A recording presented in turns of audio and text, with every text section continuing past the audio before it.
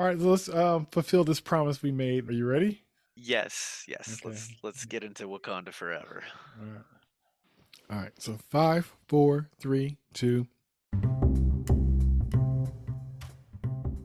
It's Jay. I'm back again for another one, and tonight I have with me. Ryan, the Uber nerd. I think we can go with that tonight. That'll work. Ryan, the Uber nerd. How goes it? Not bad. Survived the holidays.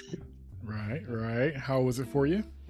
A little sickness here, a little sickness there, but I think the funniest, most frustrating bit for my wife was so Aiden's like what 19 months, 20 months now, Wow. and she was like, "Okay, come on, you're gonna tear open the gift now. You're gonna peel this off," and I'm just sitting there being like, "He's not ready yet. He's not ready. He's not there yet. Nope, he's not there."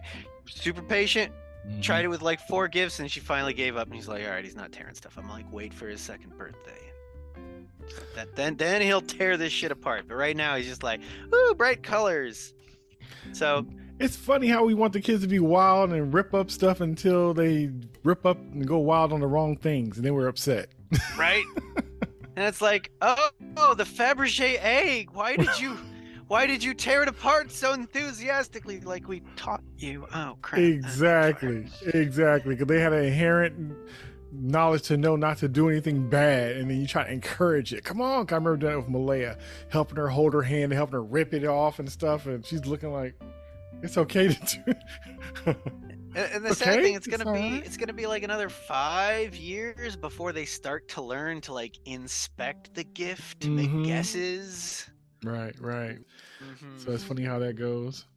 Yeah, that's right on. That's right on. I had a pretty good one, and the big gift for the house has been video games. So it's been a lot of game playing, a lot of staying up too late and waking up earlier than I would like. But that's how it Struggle's goes. real. Struggles real. Struggles real. So it was funny. We were kind of talking around Wakanda Forever. You were asking me my thoughts on it. I was I was listening to that tangent episode the other day. And I was like, "That's right, we got to talk about Wakanda forever." Because I uh listened to the quarterbacking huh. podcast and the whole discussion you had with Wayne and Keith. I was Uh-huh. like, "Okay, interesting thoughts." There's a lot to agree with. A lot to agree with. Okay. Okay. So let's fucking Let- get into this. all right, let's do this. Okay, so I will reiterate pretty much what I said on the other podcast about this being hard to do with a movie where its namesake is no longer around. Ryan Coogler, the director and writer, kind of had a treatment already that he kind of had ready, was ready to go. Come to find out, Have you read up on that treatment? Because I came across some articles talking about what the direction was going to be. yes, I did, and I just kind of figure sometimes stuff sounds a little more out there before it gets kind of shaved down. I'll say that. And the only reason why I think that way is just because as an artist, I've had ugly sketches that turned out to be beautiful work. And unless you can see the long game in your head, Right. you're cleaning it up. You're showing somebody, but they're looking like, what is this? And only the person or another creative who sees the long game, like, okay, of course this part won't be in there. Of course, this is just exaggeration to understand the gesture.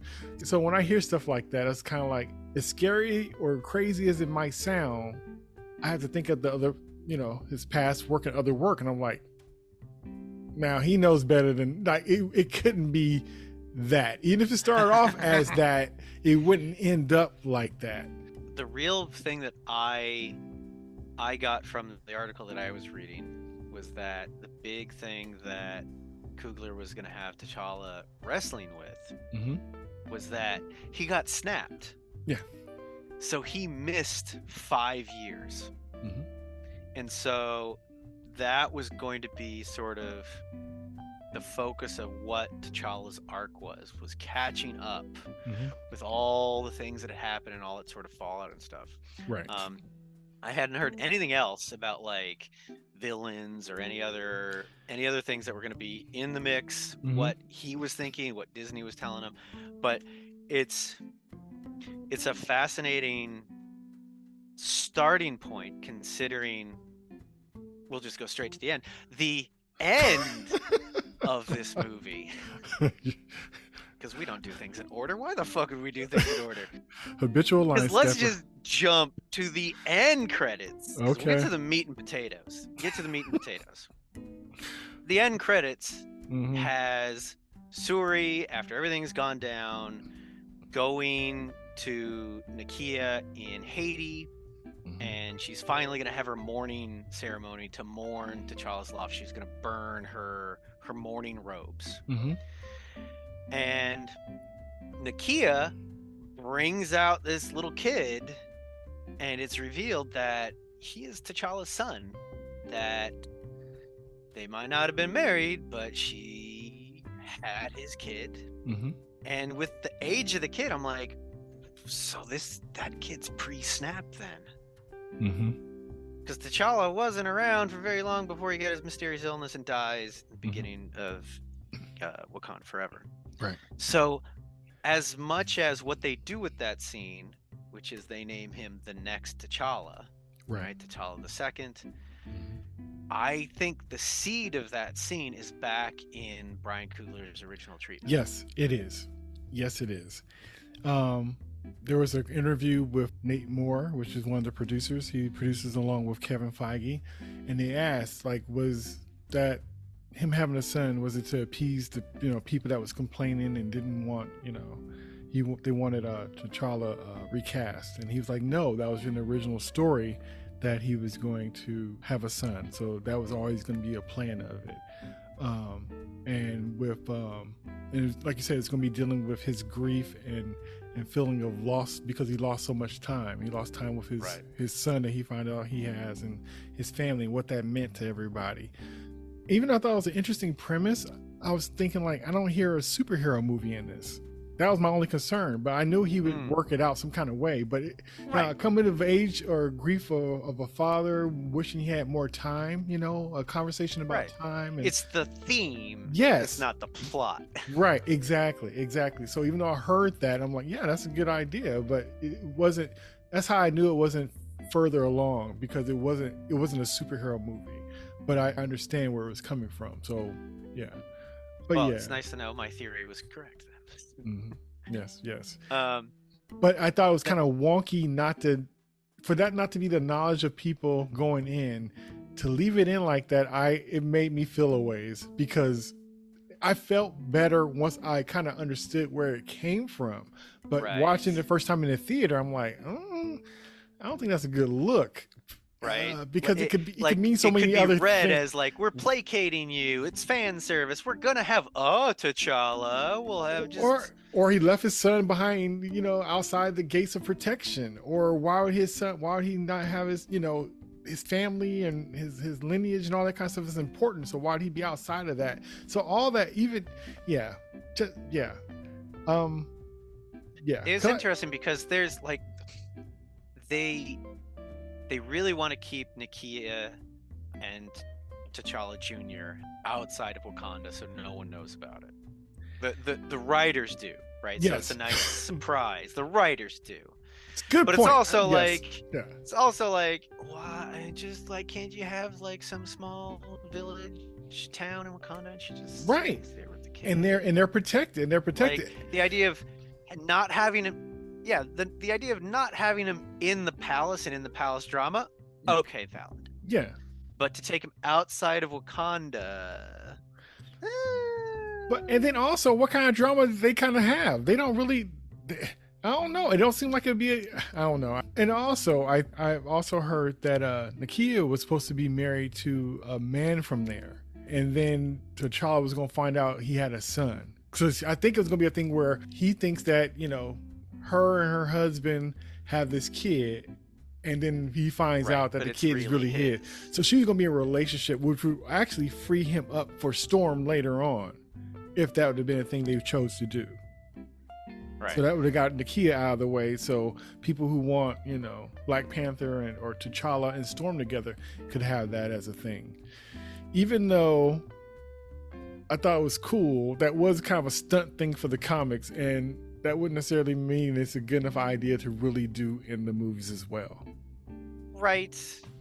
You don't have to translate every single thing. Right, because everything that happens in the Uh, comics don't mean it's a good thing. It's almost like a soap opera.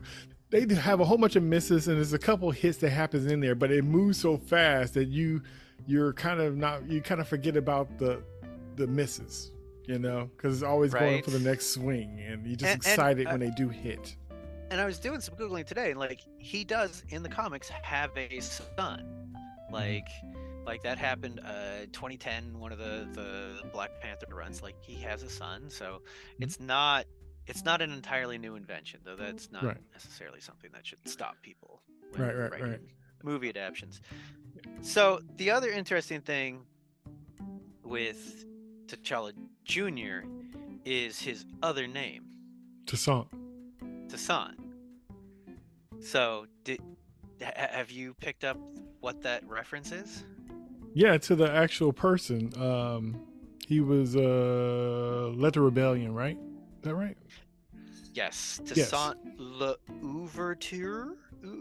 I cannot do French names, but that was I caught it somewhere, and like I mean Brian Coogler just dropping these subtle things that just is gonna go over most people's heads, but it's like placing Nakia and his son in Haiti, like the one black sort of nation that rose up and had a successful rebellion, and choosing essentially so the actual historical figure, he was the general, and he got the rebellion basically like 90% there. And because I was reading his article today, and then he got captured in prison in France, and then his like second in command stepped up and finished the ball game.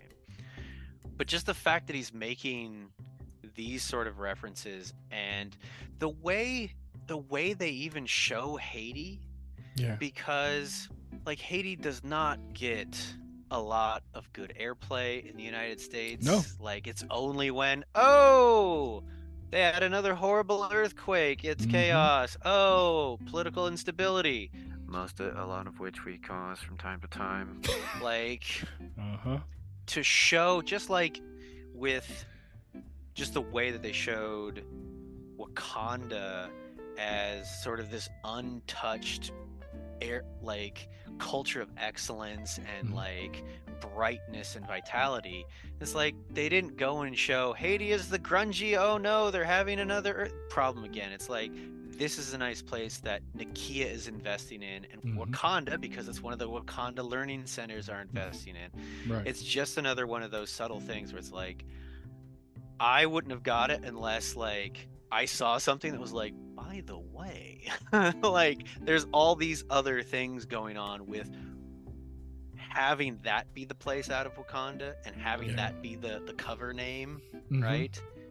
So yeah, perception is very powerful, and it's neat how, speaking to Ryan Coogler and his writing and his stories and stuff, like that's almost a thing that kind of played into Wakanda being left alone for so long, to the point where when they had an opportunity to share technology and different things with the world was like, what do you have to offer? You have nothing. You know, they think you're living in mud huts and stuff, you know. Right.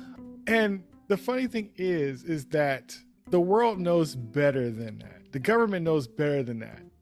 But they sell that to the people, you know. It's almost like me growing up, if all I had to see from Africa was, you know, the kids, you know, on the dirt with the flies in their face, and if you send 25 cents a day so they can have some rice to eat, you wouldn't even think they had buildings or running water. It's like, well, I would put that down to the media as opposed to the government. Media is the ones really doing a disservice of just like, oh, we're going to put this ad on for like, oh, give money to starving kids in Africa. And it's like the most squalid conditions. Then any other time it's covered in the news, like, well, what images are we going to show? We're going to show their capitals, which are actually like fully developed metropolitan centers. No. Right. We're going to show the Sahara. Right.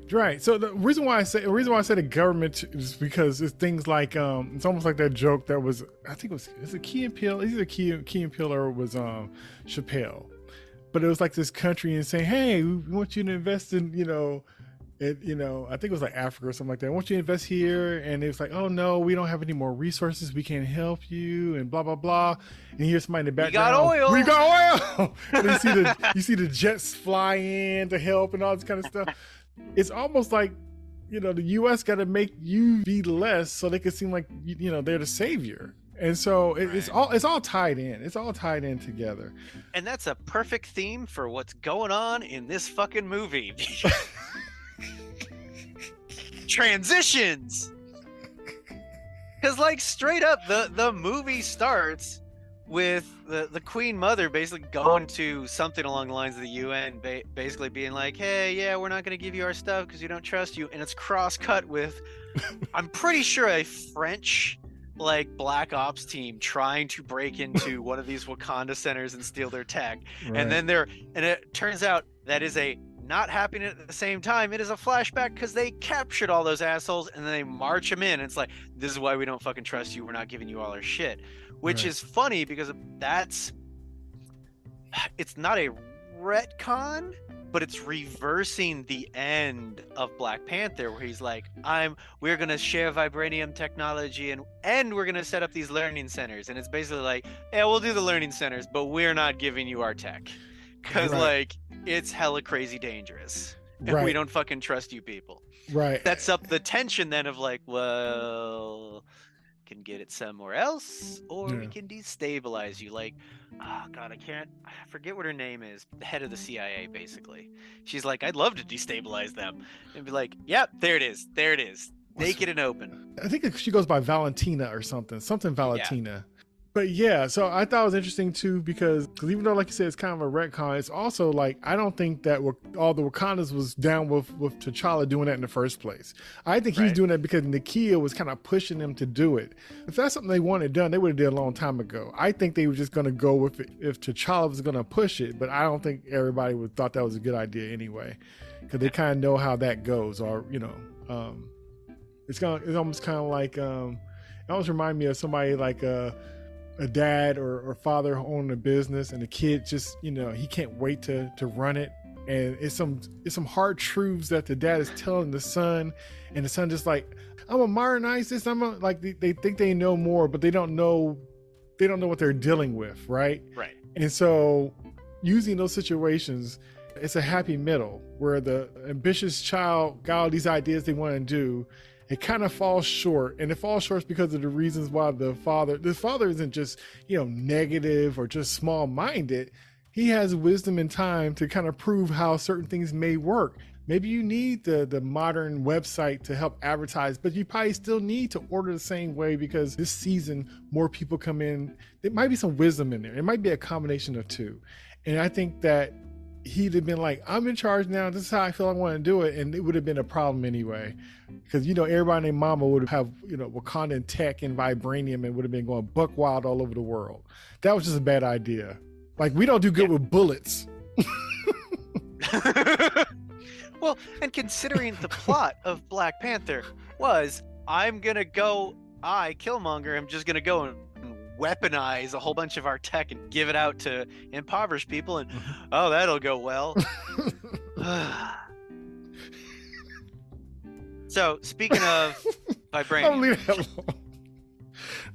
speaking of vibranium, there's two interesting, because this sets up the whole fucking plot, which is, it turns out there's another hidden culture that has tons of vibranium. Yeah. And that is Namor's Mayan culture that went under the water. They ingested vibranium back in the day. So they're not Atlanteans, because Atlantis is boring at this point. But DC got to it first.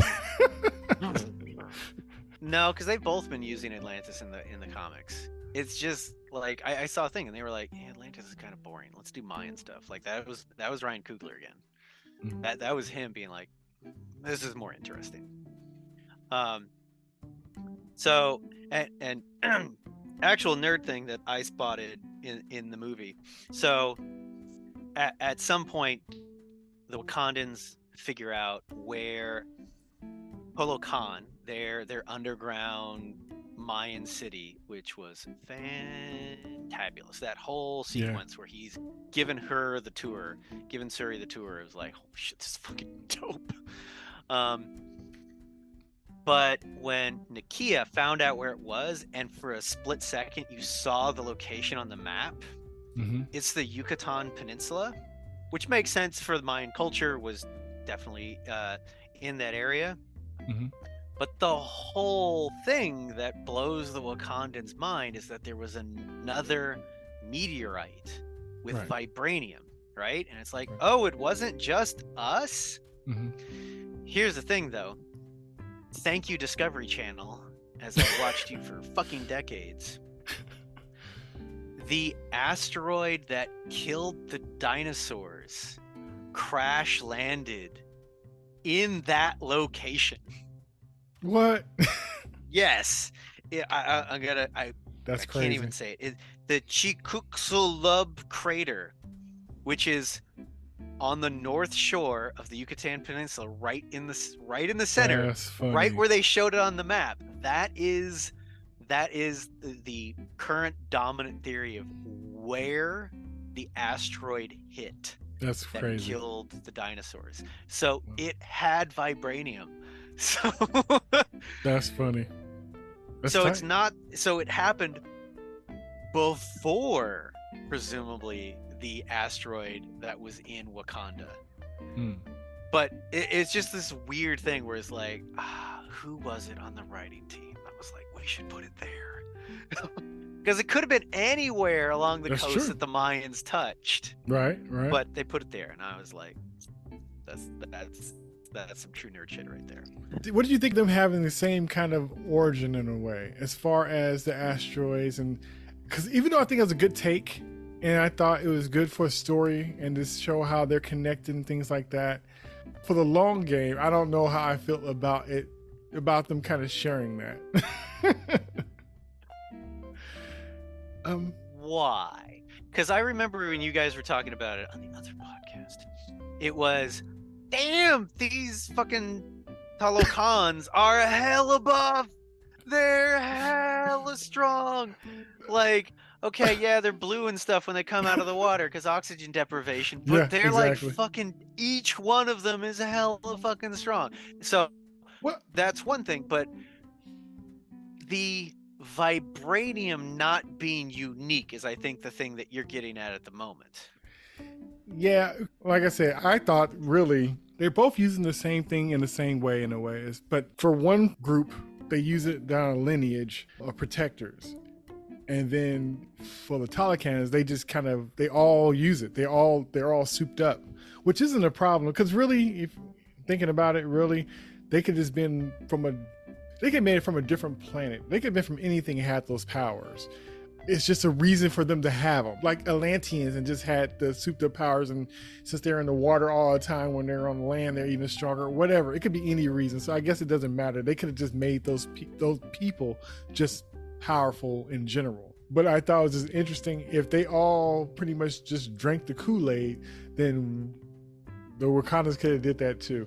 I don't know. I don't know. I think I don't know. I don't know. But it's just interesting how the way the movie was done, it just seemed very quickly that, and it's not going to sound right, but this is just for an example, but not the situation. But the person that you took as being the bully that you're kind of fearing and concerned about, that kind of ran things, and you're just like, don't mess with them. Now there's an even bigger bully. And it dwarfs that bully to the point where, so it's just like, huh? This is the power creep problem. There's the power creep problem, and then there's the Worf effect, which we're gonna get into that. But this is the difficulty of, they had to make this unknown group be a legit fucking threat to Wakanda. And they were. They were. And there's small things that they could have done that maybe would have made it less like, I think part of what might have been upsetting with it is that it kind of like made the Wakandans look less cool and a little incompetent. Competent, exactly. This slipping through the water tribe's defenses, like through the river. Even when they said they were coming. Like, yeah. There's the position there. So first, for the power creep, like, first for at least, like, why did it have to be vibranium? It's because they wanted a resource that is tied to Wakanda that could also be exploited, and it would be it's the oil in the desert routine. Right. And instead of coming up with some other random wackadoodle magic unattainium, like, we already got vibranium. Right. And it gives people superpower. Boom, there you go. And it makes it so that the obfuscation of Wakanda is like, no, you can't go poking around under the ocean for other vibranium, is like a believable excuse for the CIA and other countries, when really they're protecting, at the end of the movie, Total Khan. So that's why they chose it, but it has those other knock-on effects of like, well, if they're all vibraniumed up and affecting their biology, and either that's because they're still taking it, or it literally just affected the first people that took it, and now it's genetic. Right. But it's still like, but that's our cool thing. But that's how Namor got it, because his mom took it, and that's how he got it. Right. And he was in vitro. Like, he was in the womb, so it extra affected him. Right, it mutated him. He's the first mutant. I like it. He's the first mutant. Until Apocalypse shows up. Exactly. that's another decade down the road. Right. But the thing with making them a viable threat, this is such a difficult thing now with the scope and scale of threats, is that it always has to be either the whole planet or our whole country, our biggest city. Is like, man, then that means whatever the threat is has to be fucking crazy, and we have to sell it really fast, and now we get to the Worf effect. So I don't know how much Next Generation you watched, but every time Worf, the head early security of Klingon, would jump down, try and shooting wouldn't work, and then they would just backhand him. And you knock him to the control panel. Right. They punched our strongest guy. They must be stronger. And that's it. That's the Worf effect. And unfortunately, the Worf effect is when you do that over and over and over and over again to Worf. And it kind of becomes a joke of like, well, Worf's not that badass. And it's like, well, no, these other threats are so much more badass. And I think it's also, I picked up a hint with your guys' podcast. You really didn't like it when Namor showed up in the city and just clocked M'Baku and like broke his arm, and it's like, oh, honestly, when he punched him so hard he broke M'Baku's armor, I was like, oh fuck, is he dead? Like, because probably should have killed him. Right. But it sucks that you have to go and, well, M'Baku's really the only other male character in the Wakandan hierarchy that that's a problem too. That we've been introduced to. That's a problem. No, that's a problem too. But yeah, it wouldn't have been a problem if T'Challa was still around. Yeah. But in his absence, like, oh shit, we set up anyone else. Yeah. So, and he's set up as really big and strong and a good fighter. So we need to show how strong Namor is. Yeah. Who's he gonna punch? Fuck, he's gonna punch M'Baku. Yeah, of course. Yeah. As ironically, that whole scene where they are attacking their capital city, they're essentially doing the same thing to the city and Wakanda itself as they're doing to M'Baku. They are showing how strong Namor is in attacking M'Baku, and they're showing how dangerous they are to Wakanda and gut punching Wakanda. And that's fair. And to be honest, I didn't really have a problem with that part. Only my issue was the lack of men in there anyway, like that, when there should be other options there to spread it out, because sometimes you can make something wear thin faster than it needs to because of lack of diversity. So you keep punching that same spot, it's going to wear out, versus you have a little bit more time on something because you're using various things instead of just one.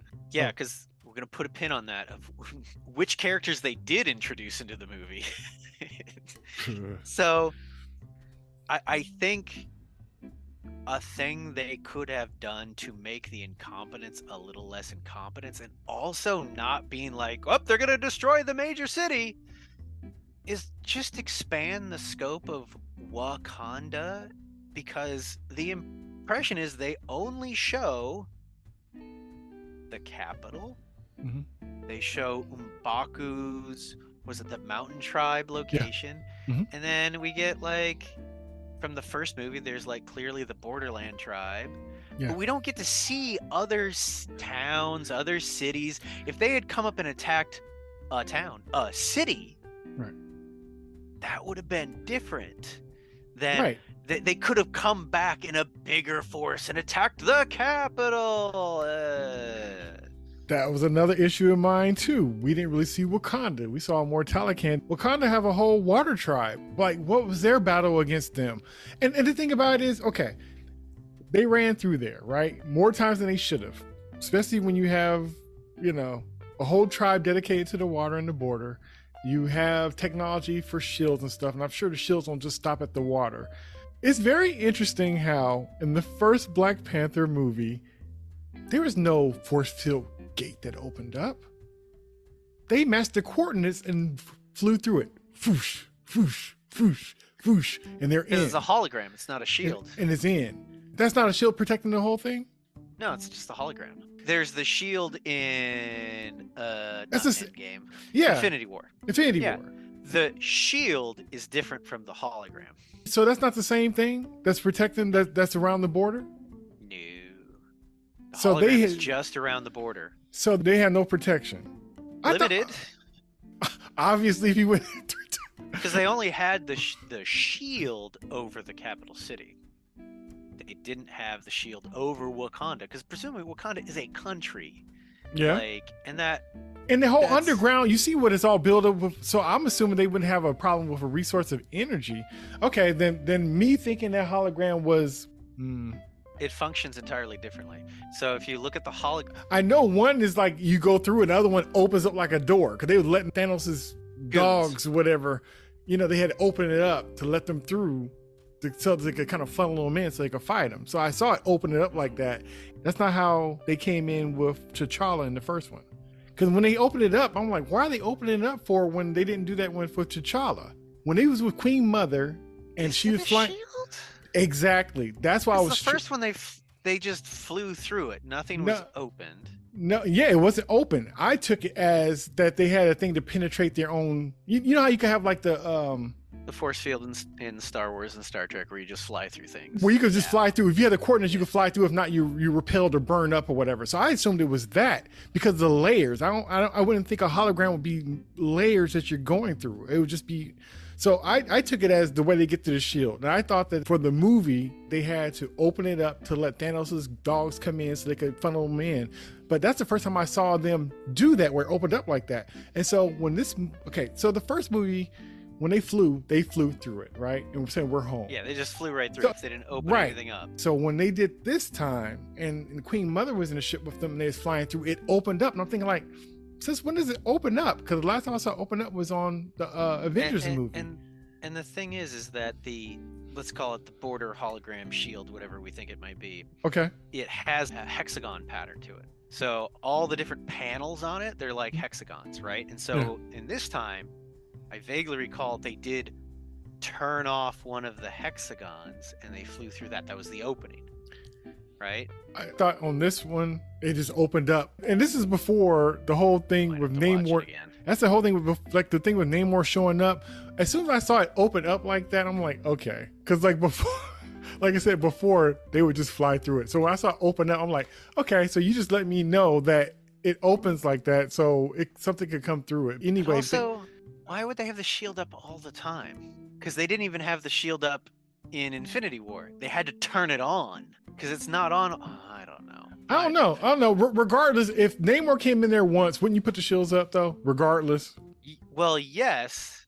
And also, he came in through the water. He's probably gonna come in through the water again. And I'm assuming that I wouldn't assume that the shield would just be at water level. To me, See that? Yeah, and But this is a movie and whatever. you're having my reaction to goofy Star Wars tech, and it's I'm like, just well, if they have this, why not okay. this? If they got this, Yeah. then why not that? What it Which is boils, valid. so what it boils down to, and back to what we were saying before, that I have an issue with. It's not that the Talakans came in there and they're powerful and stuff. That's fine, right? It's just the fact that, like you said, it made the Wakandans look inept. And it's kind of like, okay, they flood the city or whatnot. It seemed like they would have different kind of technology. And even if it was just to protect them from something else, it'd be some kind of shields or something that blocks off the city or something. It seemed like it, right. Like they would have some stuff built in. I wouldn't think that they would just it's automatically hand wavy. I think they would have more stuff going on to be that technology rich. Right. Even with our homes now, we might have like a device that could turn on our lights and stuff for us, right? It's just all this automated stuff that we don't even have to flip a switch anymore if we don't want to make a light come on or the TV to come on or whatever, or the door to lock or whatever. So I just think it's interesting that they don't, for them being a society making up stuff like that, like sneakers that, like Papa used to watch in the movies where they close up by themselves, that it would be some contingency stuff all throughout the city to protect them. Say they did get invaded by anybody, by other Wakandans or whatever, it seemed like it would be more than just, I don't know. They didn't seem as confident as we would expect them to be. It was just really rough for me to see a highly technological place that the world wants what they have to be defeated by water folks with water balloons that explodes. It bothered me. Now, they didn't do a good job of explaining Talokan's tech, but it didn't seem that advanced to me, but it could have been. If they had shown what the tech was, that would have helped. And I think, but they wasn't using it. They wasn't. How? Yeah, they just said like, "Oh, the water's rising," and then like we've got water bombs. But there was no actual like, how are they raising the water? How this? How that? And I think the tricky thing here is like, they wanted the Talokans to be so much of a threat, but then they had to like, but the Wakandans, like, if we make them really competent, we have to show how they're breaking through what would be all these competent security precautions and everything else. And I would need that for me. They just hand wave it. So, becomes unearned. I would want that. It's almost kind of like basic homes wouldn't have a panic room. But the more money you have, more to do, more technology, you would have a panic room. Not that you have to have one, but not everybody would have one. And so there are certain kind of things that you would have just because of what your means and everything else. And for it to be a setup for them to have, it was just interesting that they had paper walls. Yeah. And I understand that they have to have a foe that's bigger than them and all that. I understand that. But it makes them look incompetent. It didn't feel like a chess match to me. And I've seen stuff like Andor. Andor is a good example of there's this back and forth thing. It's not just nobody just running through somebody. Like the rebellions are not running through the Empire, and the Empire sure not running through the rebellion. There's this chess thing going on. But just to see them just get ran through, and I understand maybe because of timing and all this other kind of stuff, but it just looks, to me, it looks bad. And I don't know. No, that's really valid. So I'm reminded of this whole thing. We're going to talk about D&D for a second. So when you're running D&D, you get all these moments of like, okay, your character tries to hit the bad guy, roll the dice, and like all that comes out of the dice is like you hit or you miss. Right. And that's a very boring thing. And that is essentially what happened. What we're talking about here is that the writers needed the Talokan to hit Wakanda. Right. And so they just showed up and they hand waved. Now what they could have done instead, and it makes the Wakandans look incompetent, right? But what you can do when you're narrating these scenes or writing these scenes or running a D&D campaign is you as a character who are really good and awesome and badass, when you miss on someone, I can narrate that as you're bringing your sword into attack, you're actually bringing it into a feint that takes his sword out of place. and you're going in for the strike, and he just reads it in times and sidesteps. So you still look badass and competent as you're doing this thing, but he just barely gets out of the way because he's also really competent. So now it's not, oh, you swung and you missed. Right? It's this play counterplay, and it can work the other way where the bad guy is battling through your expert defenses, and what you didn't see is that his little minion literally like got on his knees behind you and tripped you over. Right? It's this whole thing of not undermining competence, but it requires the time to show it and the cleverness in writing to set up those chess pieces, right? To like, all right, what's this obstacle? How is it circumvented in an interesting way? And I think even the wider view is if they do more technological world building with what Wakanda has and what its defenses are and what they aren't and this and that, that all then becomes canon in the setting, and the next time they have to do something with Wakanda, those are more pieces that are on the table, right? And those either become things where it's like, well, this blocks the next thing we want to do, or it automatically solves. We introduce this weird piece of tech and it solves the next problem that we hadn't even thought of yet, so we can't even use that problem. So I get it, but also, yeah, it kind of made the Wakanda's like, what the fuck were you guys doing? Exactly. Like, I get that for like hundreds of years, you're like, yeah, we're just a backwater country. We don't have anything. Don't pay attention to us. And maybe they leaned on that too much, which would have been an interesting thing if they called it out. Right? Because then it would have been like, oh, our border defenses are so fucking good. We didn't expect anyone to come up the river, like... Because they've got weird tech that bypassed our minimal security, and then they punched us in the face in our capital city. That's different than, oh shit, they're just here. They're breaking everything. Yeah. Leave writing.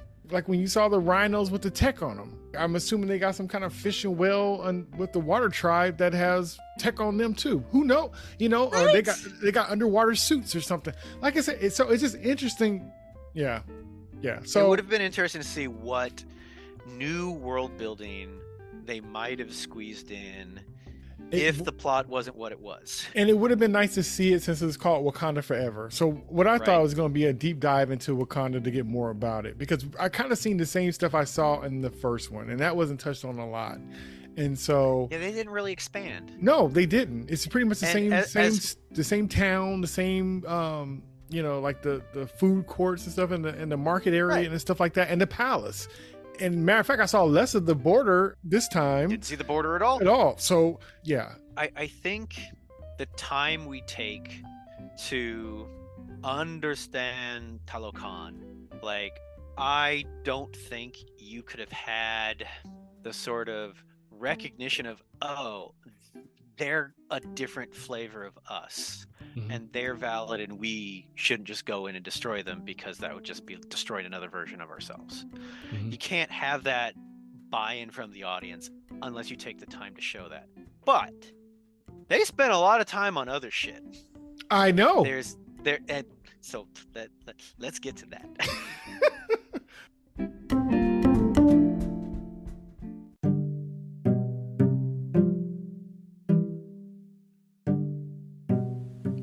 Hey, this is Jay, and I hope you're enjoying the conversation so far. I just want to let you know that this conversation is part of a larger conversation that continues on the next episode. Thanks for listening.